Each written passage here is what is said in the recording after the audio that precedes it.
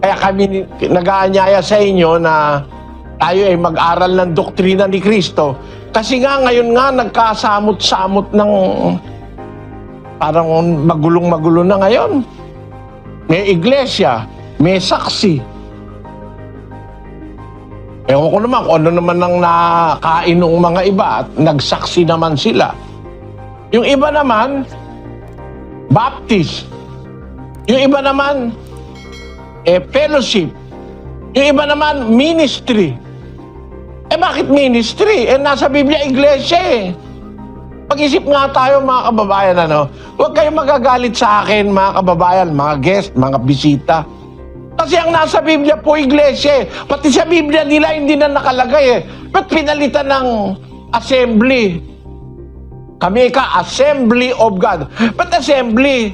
Ang nasa Biblia, iglesia eh. Marunong pa ba tayo sa Diyos?